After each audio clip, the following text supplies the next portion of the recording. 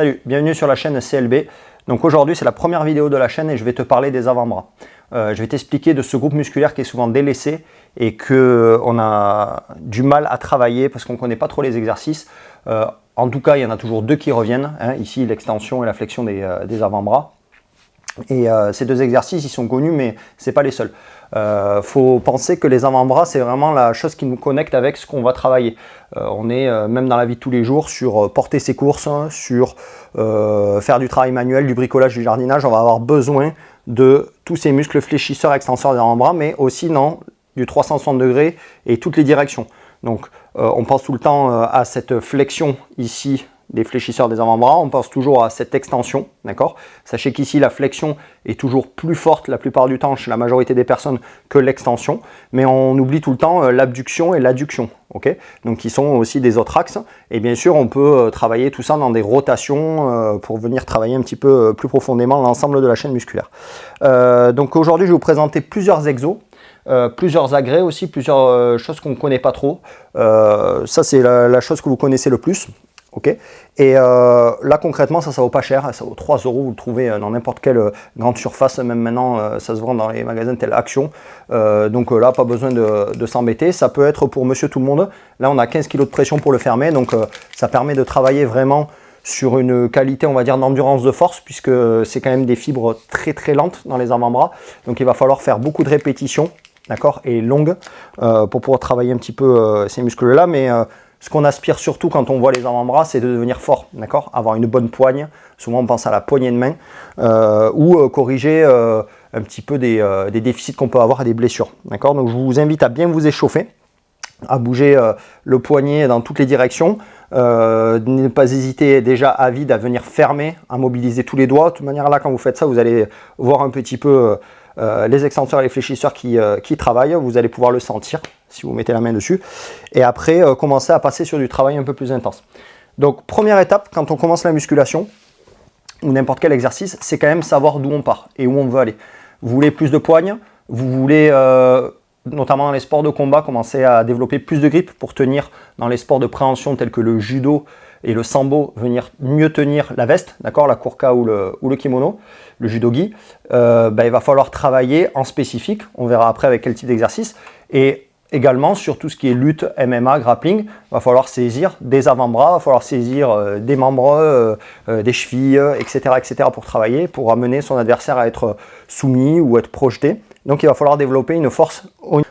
Également quand on dans les sports de percussion, c'est intéressant d'avoir un avant-bras assez solide pour éviter ici sur les impacts, d'accord, d'avoir le poignet qui part et de favoriser les blessures. Donc pour bien axer, il va falloir travailler aussi ses avant-bras, d'accord, dans tous les versants.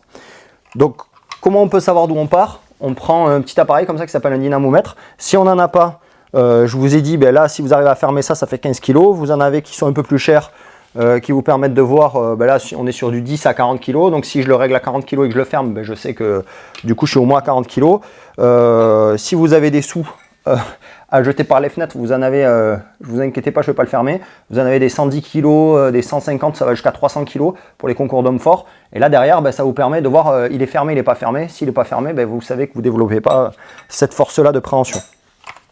Cet appareil, c'est le dynamomètre, donc il permet de tester les gens. J'ai testé beaucoup de gens, tous mes sportifs dans le club, des gens même à la cantonade dehors dans la rue. Il va jusqu'à 90 kg de test de force.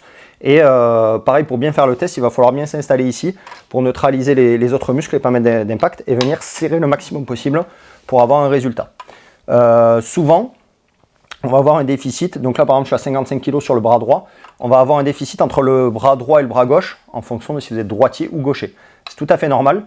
En général, on est plus fort du bras droit si on est droitier et plus faible du bras gauche si on est gaucher. Mais des fois, on a des surprises. Notamment, là, moi, par exemple, j'ai été blessé, j'ai eu un accident de moto qui m'a cassé les deux os de l'avant-bras. Donc forcément, je suis devenu beaucoup plus faible du bras droit. J'ai jamais récupéré toute ma force du bras droit. J'étais beaucoup plus fort avant du bras droit et je suis maintenant plus fort du bras gauche. D'accord.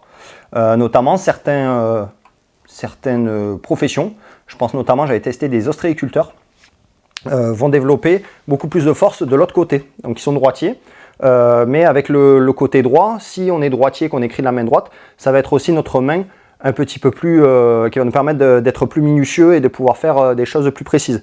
Donc ils vont avoir tendance à tirer les caisses avec la main gauche, donc force de préhension pour tirer la caisse, saisir les huîtres, donc il faut forcer aussi pour bien la maintenir pour éviter de se couper, et petit coup de couteau, donc on va avoir beaucoup plus, avec des années, hein, on parle de gens qui font ça depuis 10 ans, beaucoup plus de force de préhension dans le bras gauche, alors qu'ils sont droitiers.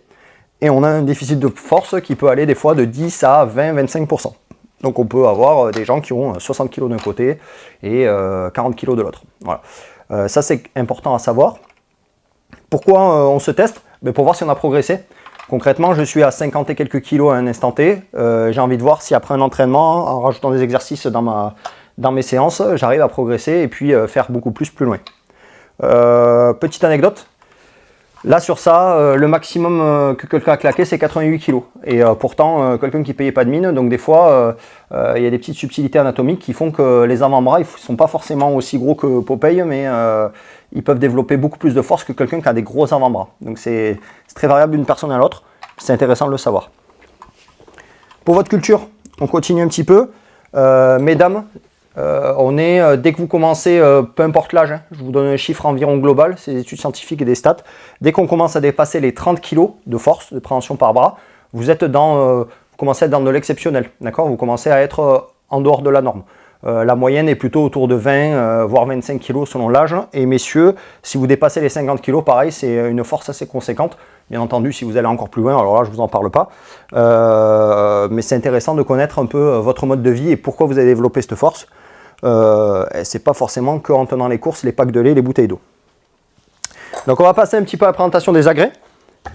Je vais commencer par vous montrer un petit peu des petits exercices qu'on connaît. Donc il suffit de pas grand chose, hein, souvent c'est juste une haltère ou une barre. Et là on va pouvoir faire les deux exercices les plus connus, hein, l'extension, la flexion et l'extension des avant-bras. Donc le but c'est d'avoir le poids qui se retrouve dans le vide, afin de venir faire ici une flexion de l'avant-bras et neutraliser l'épaule, triceps, biceps. Ici, tout ça doit être relâché. On est vraiment que sur le travail des muscles fléchisseurs. Okay, je descends, je contrôle. Je peux même mettre du crochetage en fin de course pour les doigts, ici. Voilà, pour mettre de la variante sur l'exercice. Et je suis sur un travail de contrôle. Je peux le faire ou lentement ou rapidement. Et un nombre de séries ou une durée de travail, en fonction des objectifs que l'on veut travailler. Pareil ici, sur l'extension, je vais pouvoir me placer et venir faire une extension de mon avant-bras. Alors, comme je vous ai dit, souvent ce qu'on oublie, on oublie pas mal de choses. Ces deux exercices, ils sont parfois faits, mais on oublie de travailler dans toutes les directions. Vous pouvez ne pas hésiter à vous retrouver ici, et à venir imprimer des rotations de l'avant-bras pour venir le travailler dans tous les axes. Okay, vous pouvez même vous placer et imprimer ici l'abduction et l'adduction de l'avant-bras. Enfin, si vous êtes adepte du culturisme, de la musculation au sens large, vous n'hésitez pas sur vos curls biceps ici à les transformer en prise marteau pour pouvoir engager bien plein d'autres muscles dans l'avant-bras. Okay, voilà, donc ça c'est un premier exo. Pour aller plus loin sur ce travail, vous avez également des petits agrès comme ça très spécifiques qu'on ne trouve pas beaucoup. Là vous allez vraiment pouvoir sentir ce travail de grippe en n'hésitant pas à venir bien placer vos doigts.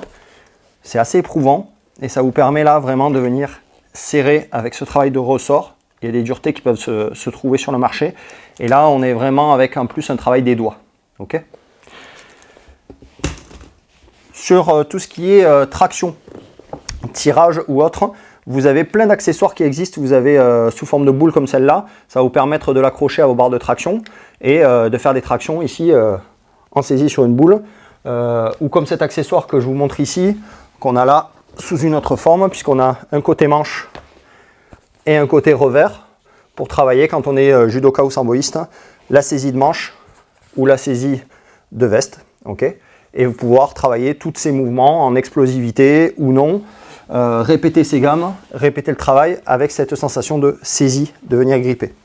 Pour tous les autres sports qui veulent développer une saisie qui n'est pas commune, puisque je vous montre là par exemple très simplement une kettlebell qu'on peut utiliser aussi comme on l'a vu tout à l'heure sur des exercices un peu spécifiques, ici, là, pour venir travailler des rotations et imprimer pas mal de mouvements spécifiques ici, La anse, tout comme sur une haltère, va avoir un diamètre qui est commun et qui ne nous permet pas forcément d'avoir quelque chose de réel par rapport à une efficacité qu'on veut transférer, notamment dans les sports de combat.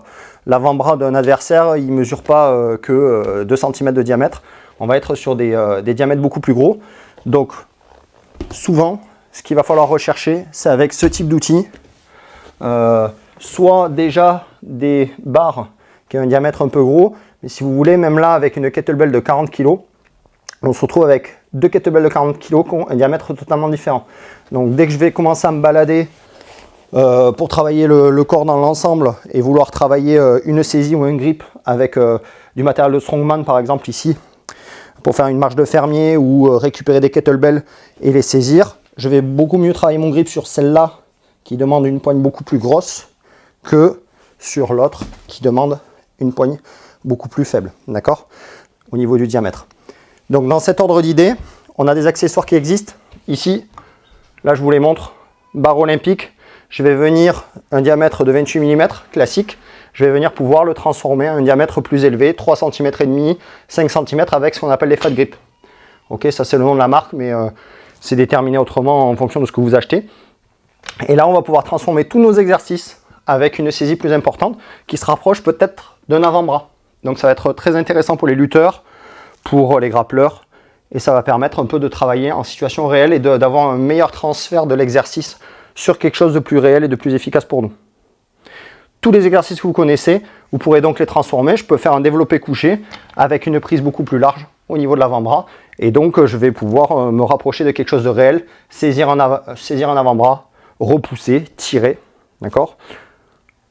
Tirer, pousser, tracter. On est pareil sur les tractions. On peut mettre ça sur les barres de traction.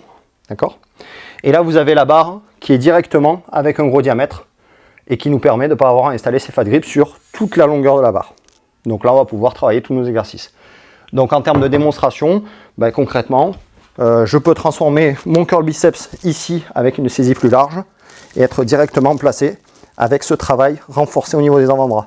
Je peux venir travailler mon tirage ici également et me placer avec un gros travail sur les avant-bras. Je pense qu'on a fait un petit peu le tour de tout ce qui existe. Concrètement, n'hésitez pas à vous renseigner sur ce muscle qui est très souvent délaissé.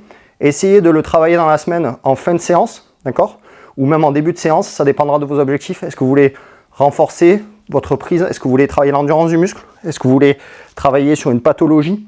Vous avez des faiblesses, vous avez mal au niveau des poignets. Et concrètement, ça va vraiment vous aider à améliorer quelque chose que vous allez pouvoir transférer dans votre sport. Du coup, n'hésitez pas à récupérer les exos que vous avez vus. Il y en a peut-être une petite dizaine. Il en existe plein d'autres. Tous ces exercices, ils vont vous aider à développer des avant-bras solides, que ce soit pour la saisie ou pour éviter justement des blessures sur la flexion-extension parce qu'on n'a pas réussi à bien retenir le poignet dans l'axe. Donc ça va permettre de renforcer les poignets également. Et n'hésitez pas à les transférer dans vos sports et de regarder quand est-ce que vous ajoutez ça dans la semaine sur vos séances, soit spécifiques de musculation, soit carrément l'entraînement, en prenant bien le temps d'échauffer ces parties musculaires et en rajoutant du spécifique qui peut vous être utile dans votre sport. Souvent, la limitation sur certains exercices, vous faites du soulevé de terre, vous faites, je ne sais pas moi, n'importe quel type d'exercice comme ça, de tirage ou autre, on a le grip qui va lâcher en premier. Et donc l'athlète est capable de soulever 100 ou 200 kg et il est limité parce que l'endurance de ses avant-bras sur les dernières séries lui font défaut, donc il lâche la barre, il décrochette la barre. C'est dommage, un travail spécifique des avant-bras lui permettra de développer son plein potentiel. Donc n'hésitez pas à travailler tout ça. Si vous avez des questions, vous me les posez en commentaire. Et si vous voulez en savoir plus, on fera une autre vidéo un peu plus spécifique avec des entraînements type, des circuits et tout un tas de choses qu'on n'a pas encore vues. Alors abonne-toi.